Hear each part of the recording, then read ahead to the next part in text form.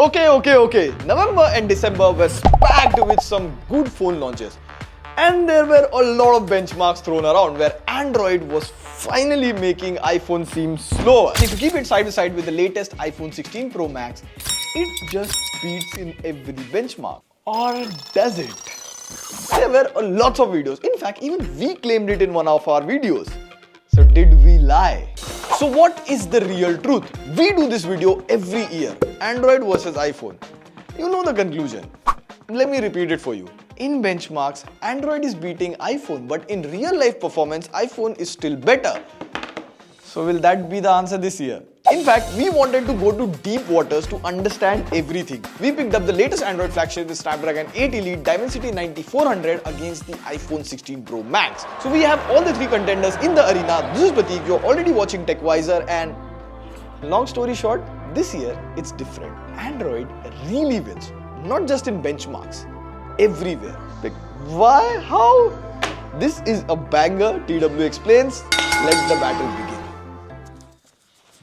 Now, before we understand the winner, it's important to understand why the Android processors this year are so hyped. Well, let me explain it in a very simple way, starting off with Snapdragon 8 Elite. Now, there are three types of cores in a mobile processor: a prime core, performance core, and efficiency core. Now, let's understand with a simple example of cars and bikes. So, the prime core is like a sports car, Ferrari, that can go very fast but takes a lot of petrol.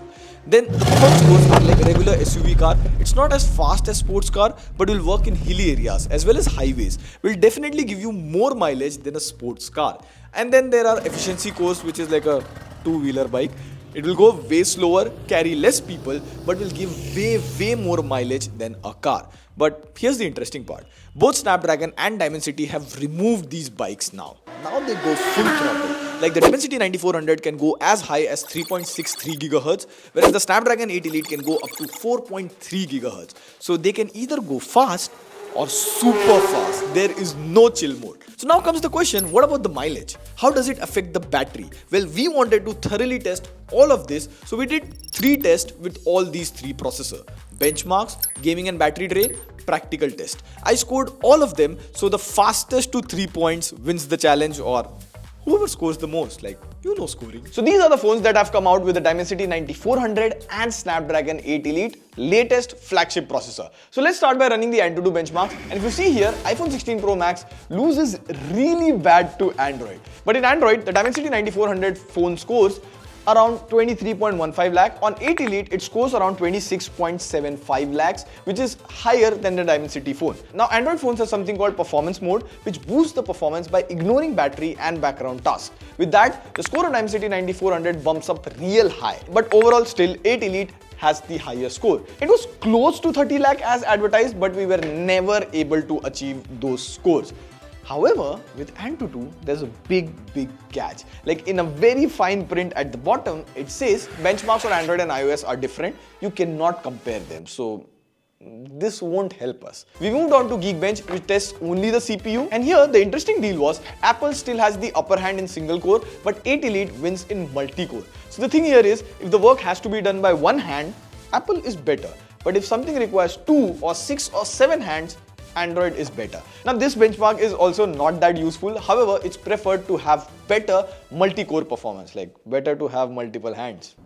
In the final benchmark, we have 3D Mark Wildlife Stress Test. Now this benchmark simulates real-life performance under heavy loads like gaming. Now out of all the 3, the 8 Elite has the most stability at 69.8%, nice number, followed by Apple A18 Pro with 67.7% and Dimensity being the lowest here at 55.3%. But an interesting thing we noticed here is the 8 Elite has higher stability score and it scores 50 to 60% better than the iPhone. So in benchmark, not unanimously, but Androids do beat iPhone, point to 8 Elite. But this is the most interesting part. In the benchmark, 8 Elite had a 15% battery drop, whereas A18 Pro has a battery drop of just 10%. Now that got us curious and we went into gaming. And I know what you are thinking.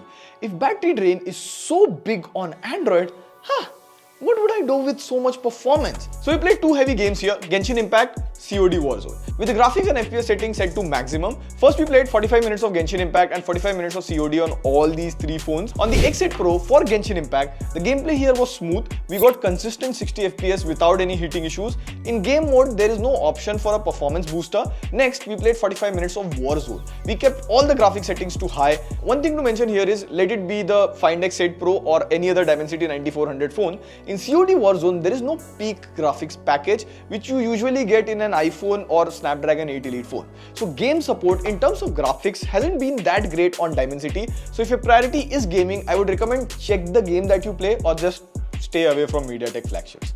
Now, the gameplay here was smooth. Again, we were getting 60 FPS and all. Rarely, in some parts of the game, some buildings and all appeared transparent, or sometimes the ground or the floor appeared transparent. So there was some graphic rendering issue. Next, on the GT7 Pro, for Genshin Impact, you get Performance Booster mode, where you can scale the resolution up to 4K. And then there is another option called Frame Plus, which interpolates and increases the FPS from 60 to 120. With these additional settings turned on, after 15 to 20 minutes, the side frames of the phone were getting warm. And we noticed that this Frame Plus option would repeatedly turn off and the frame rate would again switch back to 60 FPS. But we manually turned it on again and continued playing, but whenever the phone was getting warm, the setting would just turn off and the game would go back to 60 FPS. Apart from this glitch, the gameplay was overall smooth. In COD Warzone, in graphics, you get the peak graphic package, and here there is no support for performance booster or any of that. The gameplay was quite smooth, graphics looked quite detailed, with the temperature being still under control. Now, coming to the iPhone 16 Pro Max. With Genshin Impact, you get the option of 120 FPS. The game from the graphics point of view looked so good. And even the gameplay was buttery smooth, better than Android thanks to 120 FPS support. In the first 10 to 15 minutes, I was really liking the gameplay experience until the phone started to heat. And boy oh boy, the side frames got really hot. The temperature touched around 40 degrees. And this is not 40 degrees CPU temperature, this is 40 degrees surface temperature in Delhi winters inside this room. Again, after half an hour, there were a few frame drops as well. On COD Warzone, the iPhone also has the peak graphics package, but even after the graphic is set to peak, it didn't look that detailed. Plus, the gameplay wasn't that smooth. In the next 10 minutes into the game, there were frame drops, and even in this gameplay, the phone got really hot around 40 degrees Celsius. So this was the overall gaming experience, but the most interesting part was which phone consumed the most battery in gaming. See, battery drain on 8 Elite was around 20%, battery drain on Dimensity 9400 was around 30%, and wait for it, battery drain on the iPhone 16 Pro Max was 50%. Like, surprising, right? Now I know what you're thinking. We ran Genshin at 120 FPS on the iPhone, but not on 8 Elite or 9400. Well, we wanted to test these phones to their maximum potential. And the difference in battery drain of 8 Elite versus A18 Pro was so surprising that we wouldn't have reached this until we tried maximum settings. So Dimensity 9400 was somewhere in the middle. This was an easy point for Snapdragon 8 Elite. Now, the reason for slightly better gaming performance and battery drain can be the cache memory. Like, to explain in very simple words, you have BGMI stored on your phone. When you start the game, it comes from your storage to RAM and then to CPU. Now, whenever you swipe up the game, BGMI goes back to the RAM. When you open it, BGMI again comes back to CPU. But when you are running the game, suppose there is a beautiful scene where you need to see the buildings, glasses and everything. It has rendered and drawn those scenes. Now, when I move away from this frame, the CPU wants this frame to be stored because you might turn around anytime. It cannot put those scenes back in RAM because that would cause lag. So it stores all of these scenery in a storage called cache. These are faster than your RAM and closer to the CPU. Now there are levels of cache, L1, L2, L3. If I speak more, this will become a processor explainer video.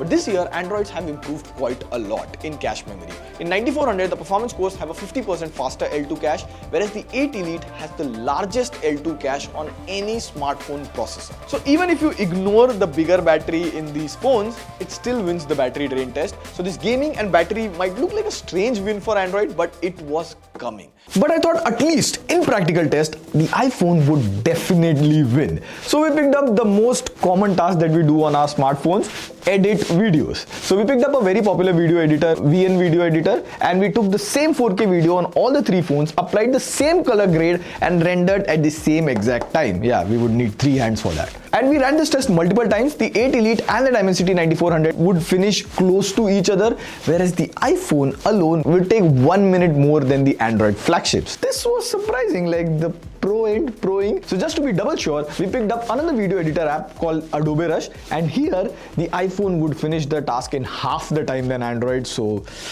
what's happening? Like, as much as I hate saying this, I think it totally depends on the app and how well it is optimized for the platform. So this test wasn't that conclusive. You could give it to Android, or if you pick some other app, it could be a tie. But anyways, this was a clear victory for Android or Snapdragon 8 Elite. So what's the conclusion? Has iPhone lost the king status? See, up until 2022, in terms of overall performance, there was a huge gap between iPhone and Android flagship chips. But for 2023, the gap in performance between Apple and Android phones started shrinking. And in 2024 or the upcoming 2025, we can say that iPhones are no longer the best performance or battery efficient phone. Now again, we have only tried 8 Elite in 2 phones. So how the 8 Elite performs in different phones is something different. This is not a phone recommendation video. For that, you have to watch the review of that phone. But the sentiment that iPhone has best performance, bro, that has to go. And this video is slightly geeky. Usually we don't do this because it doesn't get that many views, but if you like it, share it, subscribe, comment below. It will motivate us to make such more geeky videos, in-depth, detailed, and simple, of course, wiser videos. On that note, this is Rishi signing off. See you in the next video. Pew, pew, pew.